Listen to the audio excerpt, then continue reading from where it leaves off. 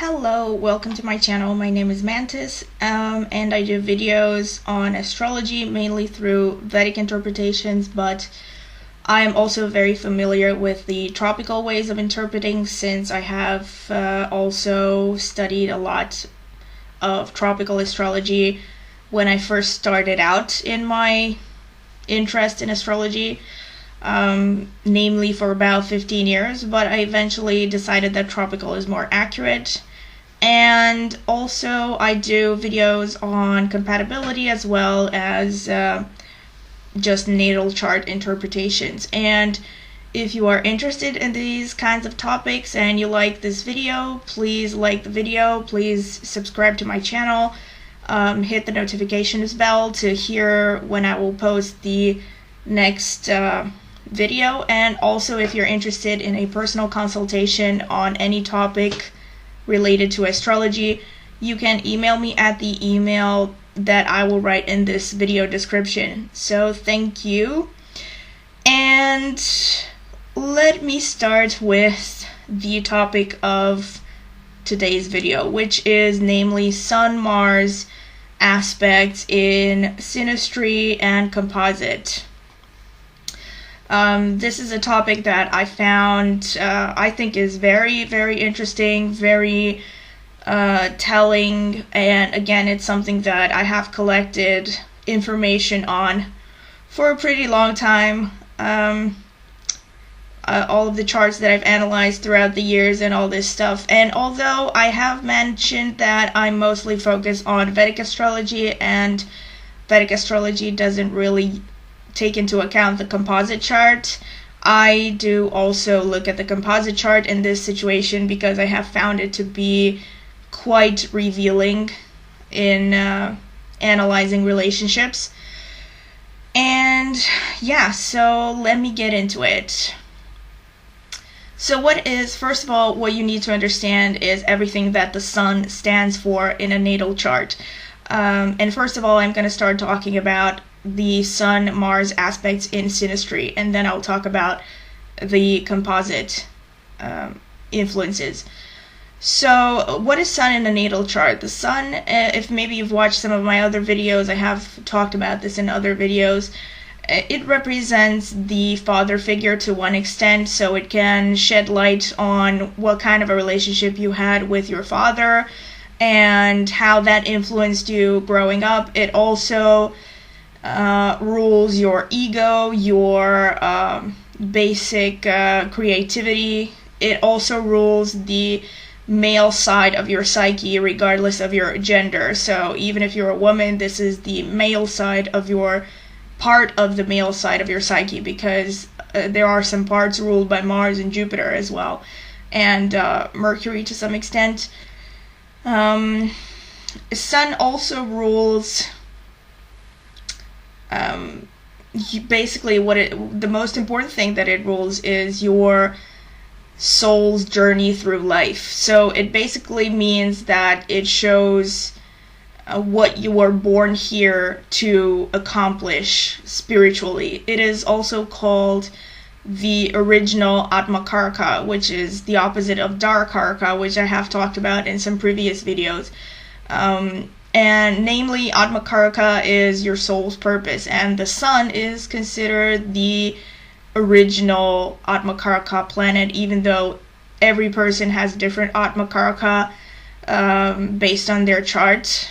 The sun is the dispositor of your soul's purpose. So Atmakaraka is your soul's purpose in this life, so which is the planet with the highest degree in your chart, using sidereal zodiac. Don't forget that, because I write that like in every video description, but I still have people being like, oh, I thought you used tropical zodiac. Nope, I use sidereal zodiac, because that's what most Vedic astrologers use, and I have found it to be more accurate. So yeah, but I digress. So yeah, that's the sun. So the sun is, it's also the planet that dominates the sign of Leo, so it rules everything that Leo represents as well. So it rules creativity, children, your inner child to some extent, your creativity, your need for creative expression, the desire to be center stage at any point in your life. And the sign placement of the sun shows how you are going to go about achieving these things. Whereas the house placement of the sun will show which area, which field in life you will direct your sun energy into. And the planetary aspects that sun may receive also show the way in which you are going to achieve things, and also the way that other areas of your life impact all the things that the sun rules in your chart. So for instance, if you have moon conjunct sun, it will show that for instance, your mother figure will be very important in the way you set about achieving your spiritual goals in life. Or if you have Mercury conjunct sun, it will show that your soul's purpose will be aided by your intellect and your communication skills, your ability to express yourself through communication, for example. But this was a parenthesis. So what does Mars rule in your chart? Mars rules your physical drive. And another thing that I should have said is sun is the king archetype. So it doesn't mean, like, for some people, the sun can be more dominant than for others. So this is why some people are more prideful than others, while some others are more humble, maybe more insecure, because the sun also rules your confidence level. And Mars represents your passion. It represents the warrior archetype, the warrior / soldier archetype in your chart. So everybody has like their own inner warrior energy. The Mars part of you comes out when your territory is threatened, when you need to defend yourself, whether it's an issue regarding your survival, or whether it is about asserting yourself in a aggressive, masculine way. That is also shown by Mars. Mars rules the go-getter energy. So unlike Venus, for instance, Mars shows that kind of, people who are Mars dominated, more Mars dominated than Venus dominated, for example, are not going to be the ones that choose a roundabout way to achieve their goals. They're going to just go after them directly. Whereas a person who is, let's say, more Venus dominated is going to rely a lot more on,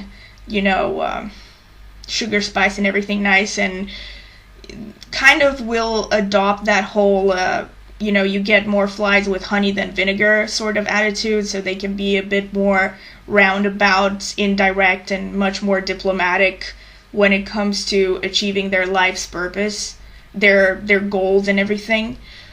Again, this was another parenthesis. So yeah, Mars rules physical aggression. It rules your physical energy, your sex drive, your physical body, the way that you go about doing things, especially through sign placement. So the sign placement of Mars will show how you go about doing things, getting the things that you want, as well as your general interests and passions, whereas the planet placement is going to show where you are directing most of your Mars energy in this life.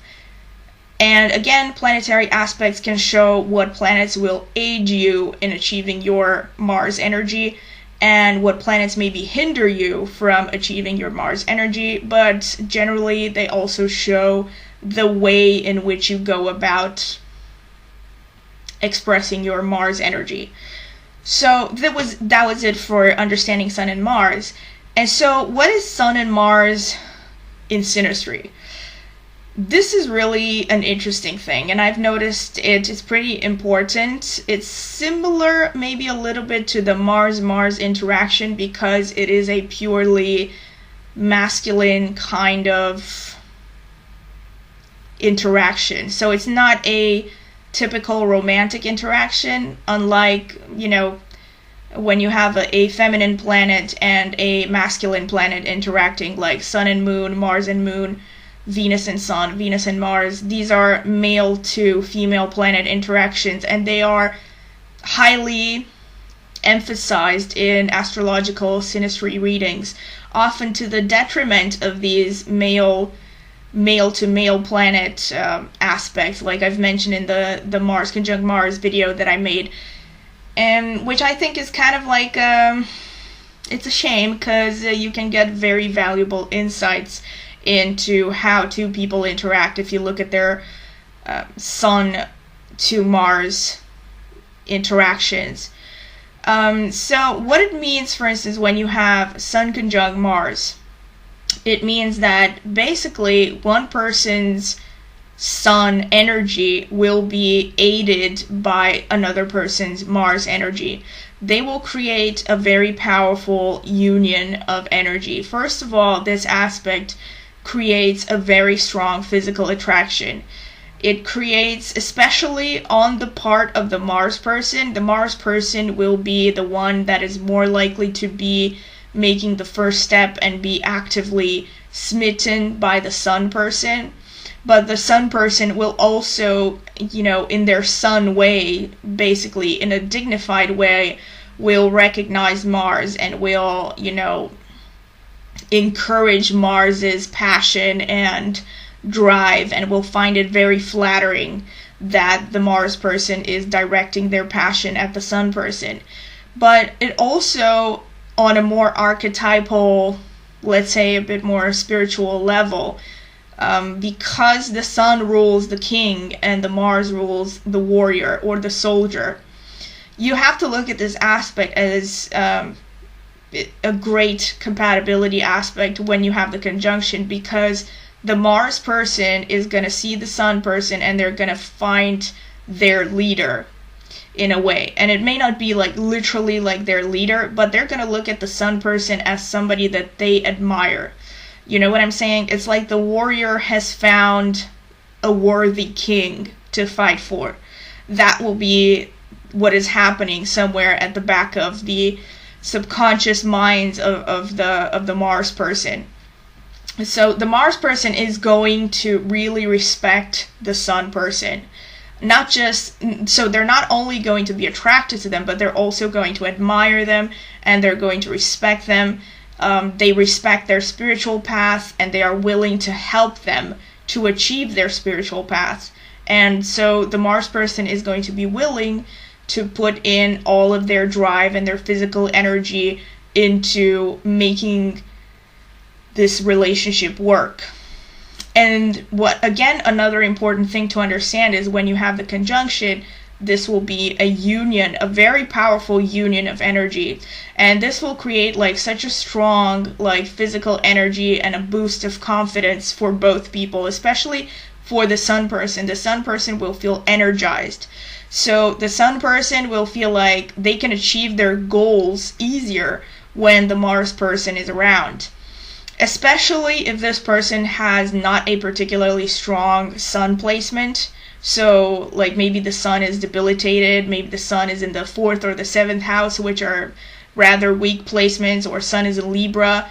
Having a Mars person come along and have their Mars energy on their Sun will really give them a boost, and will maybe even get to the point where it makes the difference between whether the Sun person succeeds in achieving their goals or doesn't. It can literally be that great.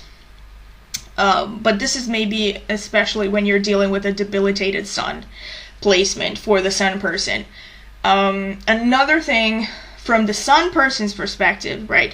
From the Mars person's perspective. So the Sun person is getting this boost of energy and drive and sexuality and passion and everything. The Mars person is going to be smitten with admiration. And remember, the Sun is the light. It's what you shed light on. It's what is, it shows everything that you focus your attention on. So when you meet somebody whose Sun is conjunct your Mars, you feel seen. you feel like this person is shining their light on you, on your Mars placement in particular. So you find like this person sees you and they respect you, and they recognize your passion and your drive, and they encourage your passion and your drive. So you feel like you're getting a pat on the back from somebody that you see as superior and that you respect in some way. So it's a great boost for the Mars person as well, because they have the king, on their side. So they feel like, wow, they have, here, I know that I'm on the right path, because this person who I value and who I admire is encouraging me to pursue my interests and my passions. So yeah, as far as synastry goes. Now, this is as far as the conjunction goes. And also, again, a little parenthesis. I have mentioned this, again, I have mentioned that I mostly focus on the Vedic perspective. However, I have noticed I have to also take into account in this situation that the trine and sextile are also valid aspects to some extent. They don't, the trine and sextile don't really exist from the Vedic perspective per se, but in Vedic astrology, just as in tropical astrology, you have the same zodiac.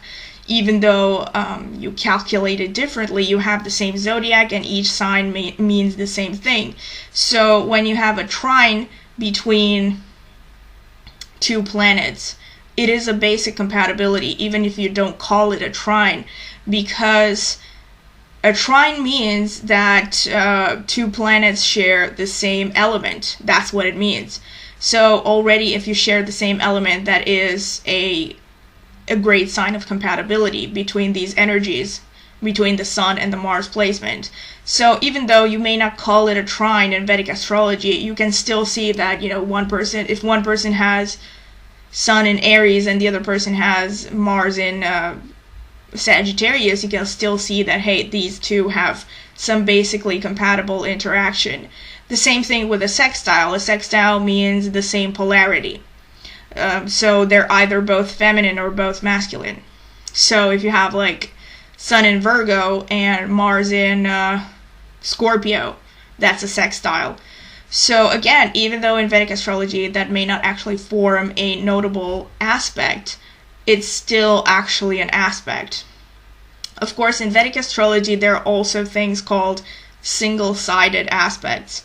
I've mentioned this in other videos that basically there are some planets, not all of them, like Mars, for instance, which casts special aspects, meaning Mars aspects I think it's the 4th and the 8th house from itself. So if you have like Mars in Aries, for instance, it will aspect by 4th aspect any planet that is sitting in Cancer. But that is a single-sided aspect because Sun is not aspecting back. So in this situation, you could have that.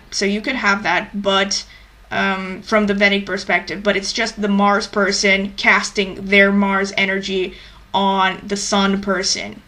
And through the 4th aspect, which has to do with protectorship, like with being protective, with being possessive.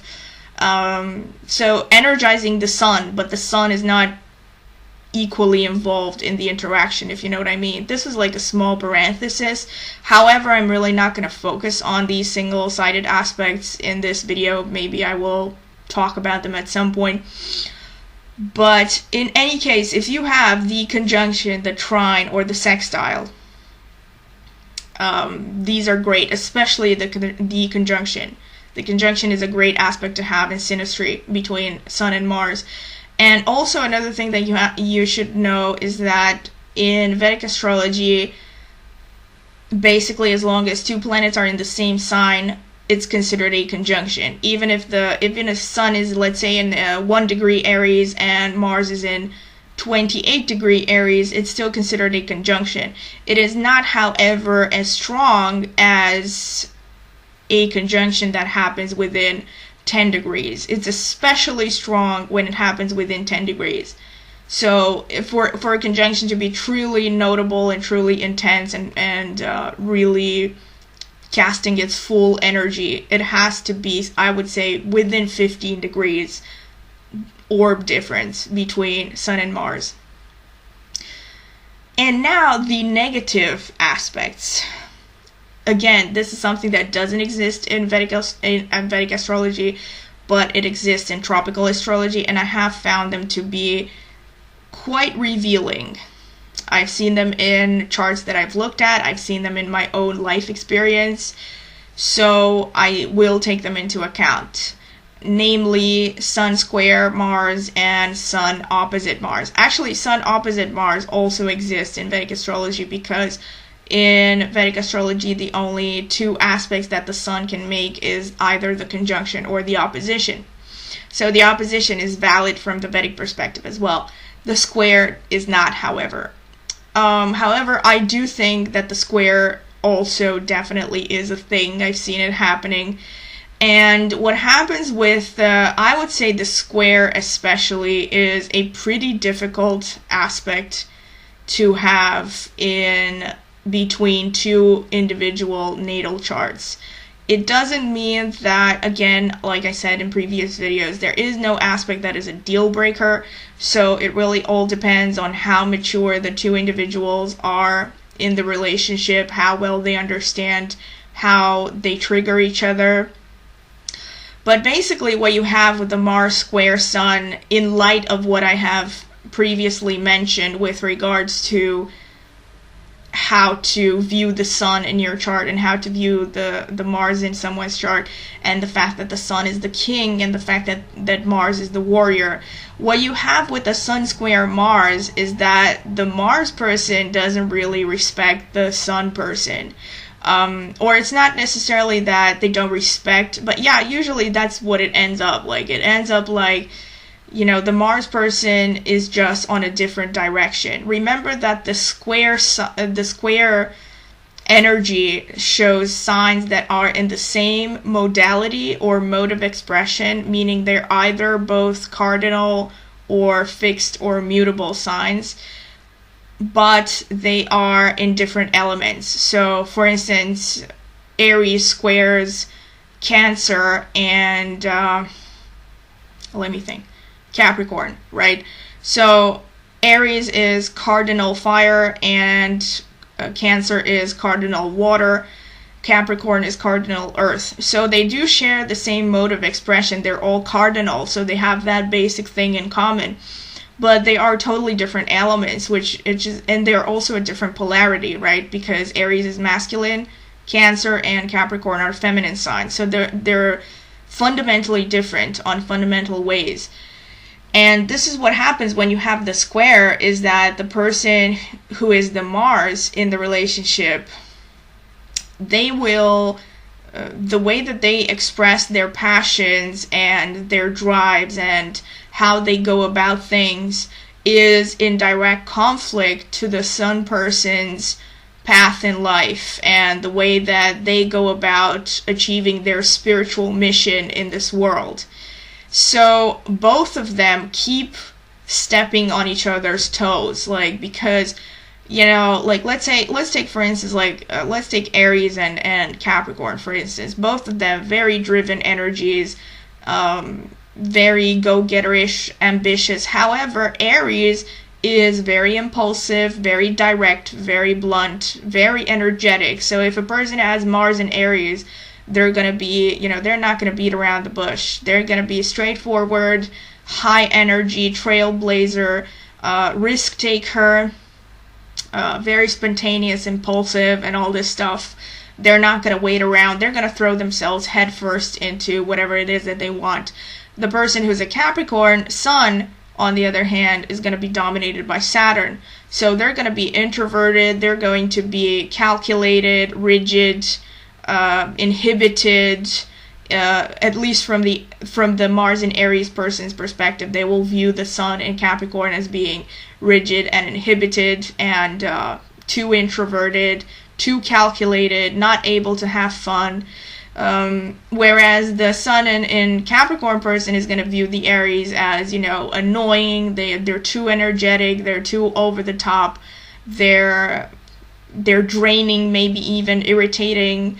no, actually, the Mars person is going to view the Capricorn as draining, and the Sun in Capricorn person is going to view the Mars in Aries person as irritating and nuisance and immature and all this stuff. So there's going to be that conflict. They're constantly going to butt heads. You know, the Sun in Capricorn is going to go this way, going to want to go this way. The Mars in Aries person is going to want to go the other direction.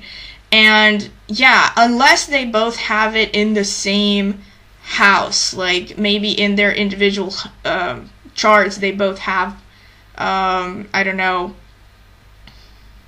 let's say they either both have like Mars in the 10th house or Sun in the 10th house, then they will have that basic understanding of like, okay, we're heading for the same thing at least, even though we go about it the different ways, right? And maybe they can come to a compromise. But usually what I've seen happen with the Sun Mars is it tends to lead to breakups. Either it leads to permanent breakups, it really depends on the rest of the chart. It depends on how many other positive aspects you have in synastry and in the composite chart, and how much you are willing to hang on to this relationship. But it either leads to a permanent breakup, as far as I've seen, as far as I've noticed in the charts that I've looked at, or it leads to this relationship where you keep breaking up and you keep coming back together.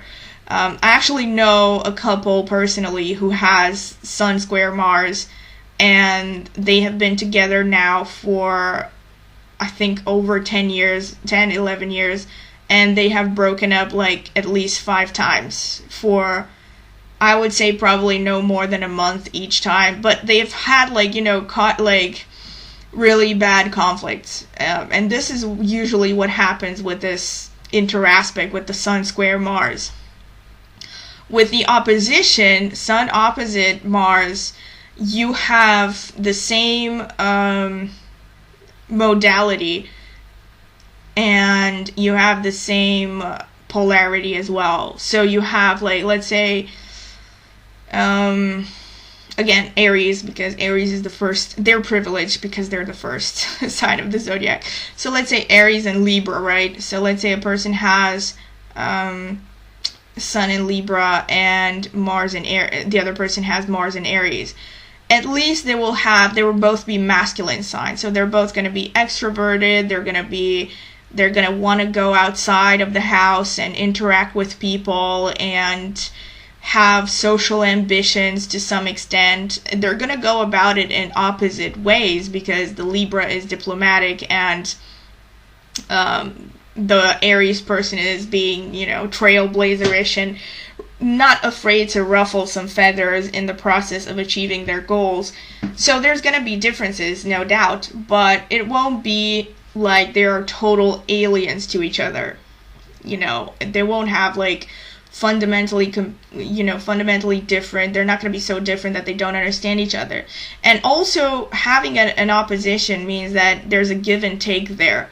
So even though there will be conflicts, you will still feel like you in some way balance each other out, because when you looking at this particular polarity, the Aries Libra, the Aries person is going to learn how to be more diplomatic, more rational, looking at the pros and cons, not being so impulsive and choleric and spontaneous, and actually think things through before opening their mouths and creating enemies. Whereas the person who is a Libra influence is going to learn how to be more assertive and not care so much about pleasing everybody or always creating win-win situations at the detriment of their own goals. So this is my example. Now for the composite chart. The composite chart, actually, before I get into the composite chart, I have looked at a few examples for interaspects. So synastry interaspects between two natal charts. I have managed to find some examples of famous couples. When it comes to the composite chart, that's impossible to find information online because all of the online charts are calculated through the tropical perspective. So for me to actually look at whether a couple has Sun-Mars aspects through the sidereal zodiac, I would have to take their birth data and calculate each composite chart separately to see if this aspect comes up. So yeah, I don't have that kind of time. I guess if you're passionate, you can maybe try doing that and let me know if you found anything. However, I have looked at charts personally of people that I know in real life and people that I have known throughout the years, and I have seen how various Sun-Mars aspects manifest in the composite chart. So I can give some insight into that as well, and I do think it is valuable to look at the composite chart. But I digress. So examples of Sun-Mars aspects in famous couples. One of the most famous and telling examples is Paul Newman and Joanne Woodward. And they have had a very long-lasting relationship, have been famous in Hollywood, for having a long-lasting marriage. And I'm not even sure actually if they were married. I think they are, but they have been together for like hundreds of years. And he has Sun in Capricorn and she has Mars in Capricorn. I think it's within 10 degrees. I'm not 100% sure, but if I remember correctly, yeah, I think it's within 10 degrees. So here you have, that union of energies, of like, with her being the Mars, she was probably happy following his lead, which kind of makes sense considering the fact that he was by far the more famous actor in the relationship, and also probably supported him in his pursuits. Another example, Miley Cyrus and Liam Hemsworth, who have, as far as I know, sadly broken up, but they have also had a very long-lasting relationship.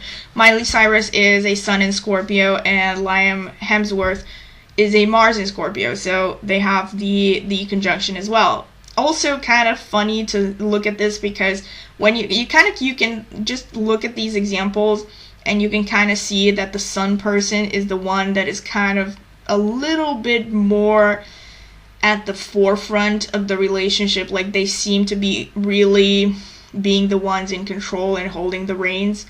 Maybe this is just me, but this is what I've noticed, at least looking at these examples. So Miley Cyrus and Liam Hemsworth. And then a counterexample meaning they have the square, Rachel Weisz and Darren Aronofsky, who have a child together but they have broken up. She has Sun in Aquarius and he has Mars in Scorpio. There was a clash there, obviously.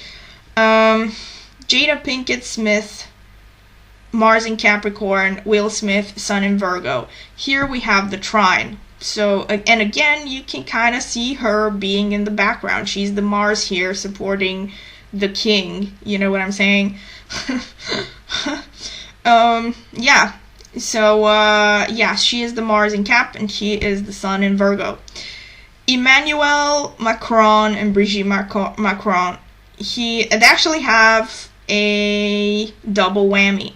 So they have Sun-Mars square double whammy, meaning that he has, Sun-Mars trine double whammy, which means that his Sun trines her Mars and her Sun trines his Mars. He has Sun in Sagittarius and Mars in Cancer, and she has Sun in Pisces and Mars in Aries. So yeah, this is as far as the examples go.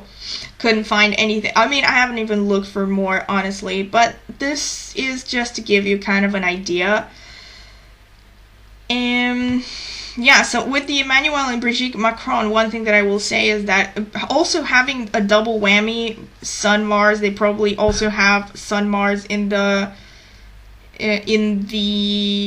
composite chart. Let me think.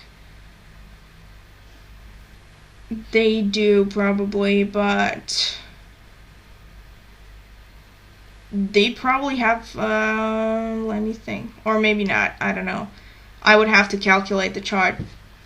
But in any case, I think in their example, they are more balanced out, like the energy is more balanced out. It's not necessarily, I mean, yeah, he is at the forefront of the relationship, but the funny thing is that he always pushes his wife in the limelight and forward, and always makes a big deal of how proud he is of her and all that stuff. So it does seem like a really kind of balanced out relationship. It's also funny because these two have the Moon-Mars conjunction, and I won't get into that because I made a whole separate video on that, but just to give you an example of crazy attraction, because just to give you another example, little parenthesis, just to remind you how accurate astrology is, you know, they do have the Moon-Mars conjunction, and they have had a pretty crazy affair because he was her student. She was his French teacher, and I think there's like a 20-30 year age difference between them. Pretty creepy.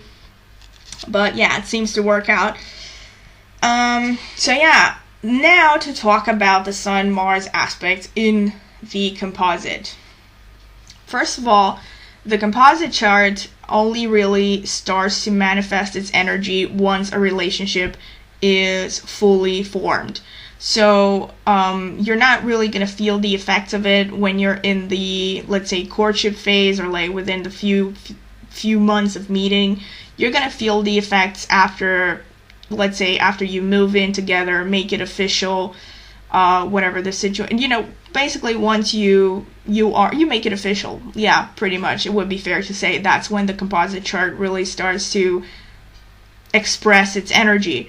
So with the composite chart, again, Sun conjunct Mars in the composite chart is a great aspect to have. I would say probably even better than in synastry.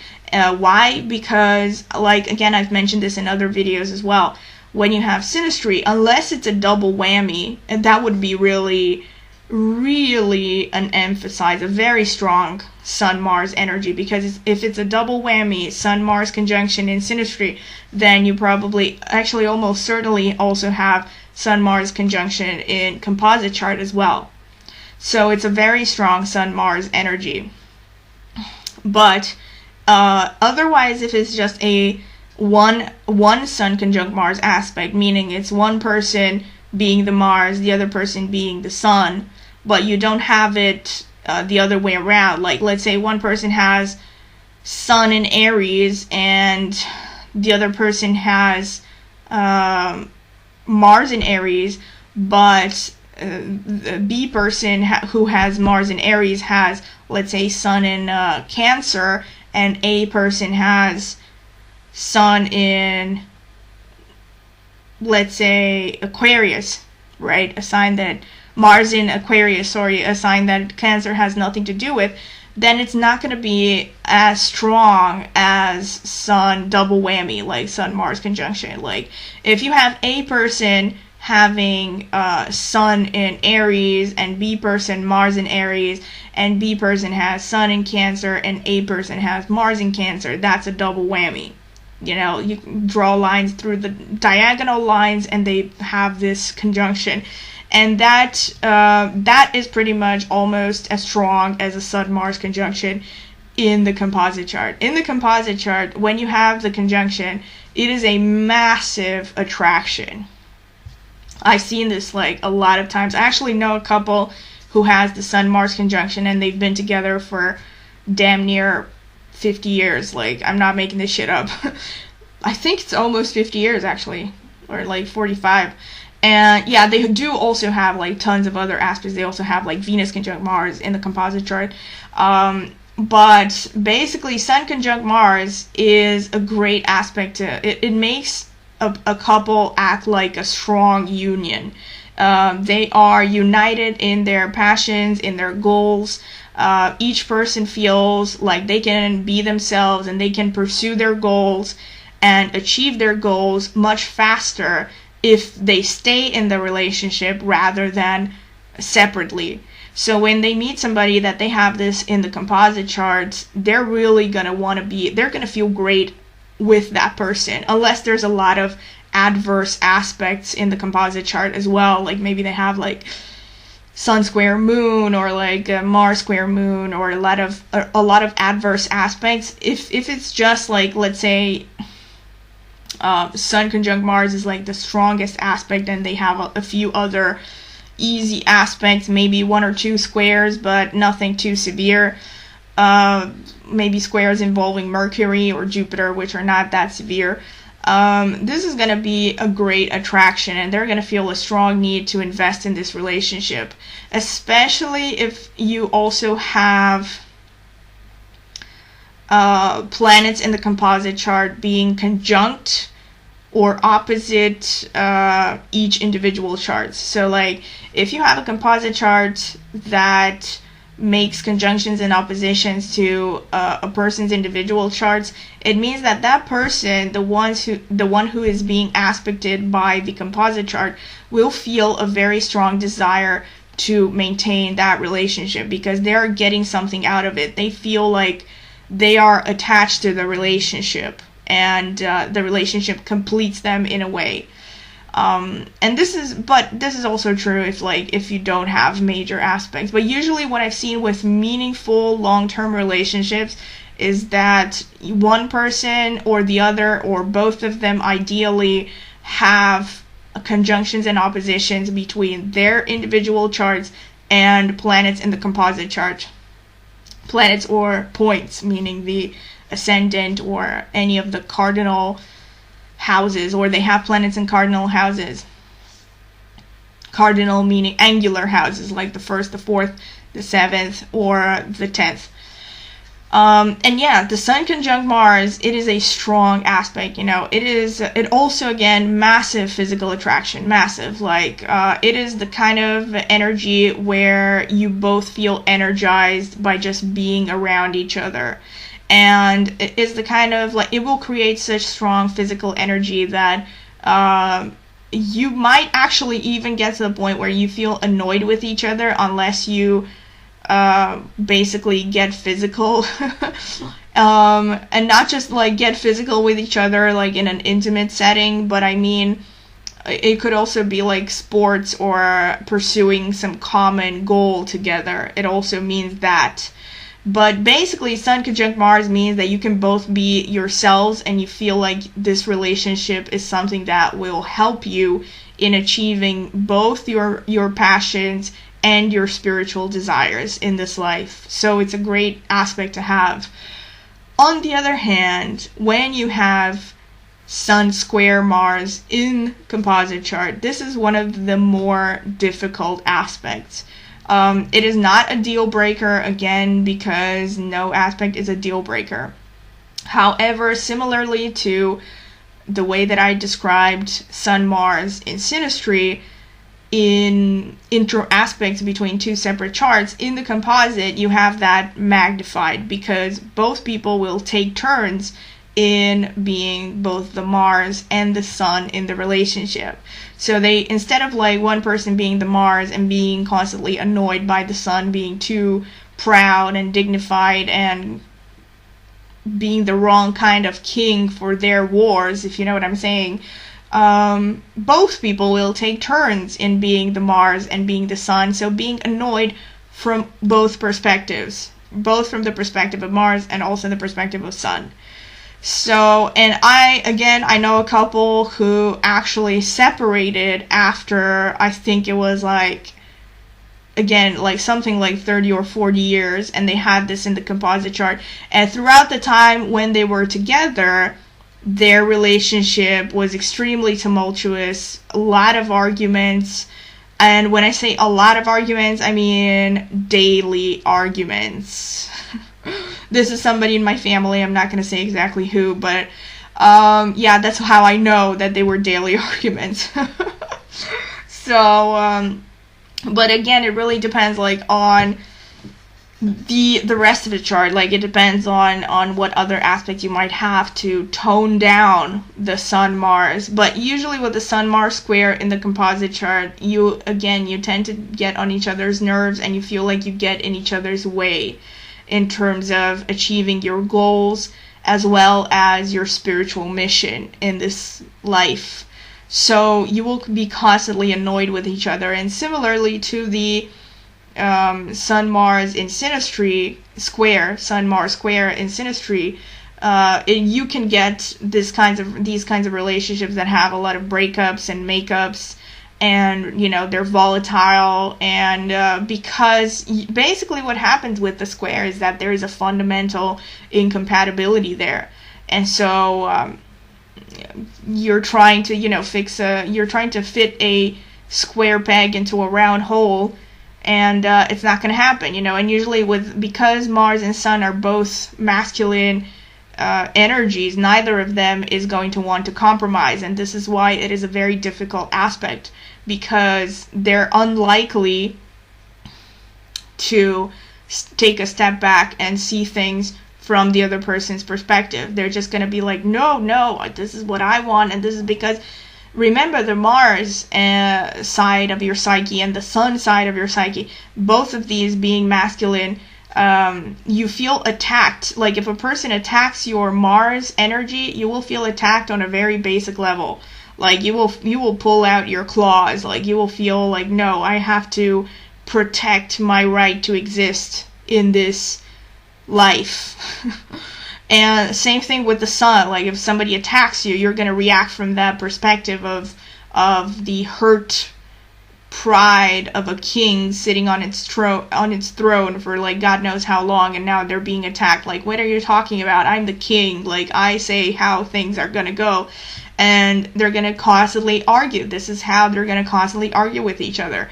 Unless, like, I personally, I don't know, like, I've never made this experiment of telling somebody who has this aspect in synastry to, how this manifests, and to teach them that, hey, maybe you should stop being so reactive to each other and figure out a way to make things work. And I'm guessing one way that you can make things work is to just stop expecting to do everything together, because there is a fundamental incompatibility there, and the main arguments are going to start when you both want to work together on your project. So like if you're going to be like, one of you wants to be an architect, for instance, and you're going to want your partner to help you out and to be supportive, you're probably not going to get that with this aspect. That's what you're not going to get. You're not going to get support for your pursuits in life,